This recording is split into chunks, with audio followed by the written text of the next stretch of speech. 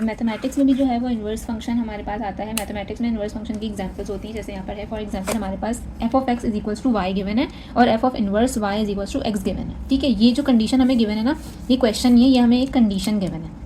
सही है, कंडीशन हमें क्या गिवन है कि एक फंक्शन है जो कि y के बराबर है और एक एक इन्वर्स फंक्शन है जो कि x के बराबर है।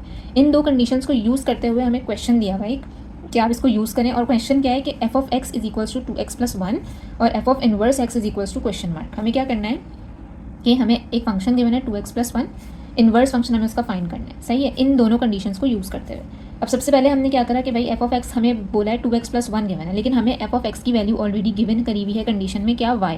तो हमने सिंपली इसकी जगह क्या पुट कर दिया, एफ ऑफ एक्स की जगह पे y पुट करा, y is equals to 2x + 1 हो गया। फिर इसको हम सिंपली सॉल्व करेंगे। कैसे सॉल्व करेंगे, प्लस यहाँ पर प्लस हो रहा था 1, यहाँ पर आकर माइनस हो जाएगा, और ये जो -1 था यहाँ पर, ये 2 जो था एक्स के साथ मल्टीप्लाई हो रहा था, यहाँ पर आकर डिवाइड हो जाएगा। तो ये हमारे पास इक्वेशन नंबर 1 बन गई, एक्स की वैल्यू आ गई। हमें निकालना क्या है, एफ ऑफ इन्वर्स एक्स निकालना है। ठीक है, अब हम क्या करेंगे, अब हम दूसरी कंडीशन यूज़ करेंगे। हमें क्या गिवन है, x is equals to f of inverse y given है, यानी x की वैल्यू हमें गिवन है एफ ऑफ इन्वर्स y। तो इसको हम यहाँ पे पुट कर देंगे, x की जगह पर हम क्या पुट कर देंगे, F inverse y। F inverse y हमने पुट कर दिया x की जगह पर, तो ये बन गया f inverse y is equals to y - 1/2। ठीक है, उसके बाद हमने सिंपली क्या करा, अब ये फंक्शन हमारे पास y का इन्वर्स फंक्शन है, बट y का है, मतलब इन टर्म्स ऑफ y है। ठीक है, यानी अगर हम यहाँ पर z पुट करेंगे तो हमारा function in terms of z आ जाएगा। जो चीज़ यहाँ पर मौजूद होती है वही चीज़ अंदर मौजूद होती है। ठीक है, क्योंकि हम यहाँ पर उसकी वैल्यू इंप्लीमेंट करते हैं, तभी हमें यहाँ पर उसकी वैल्यू मिलती है।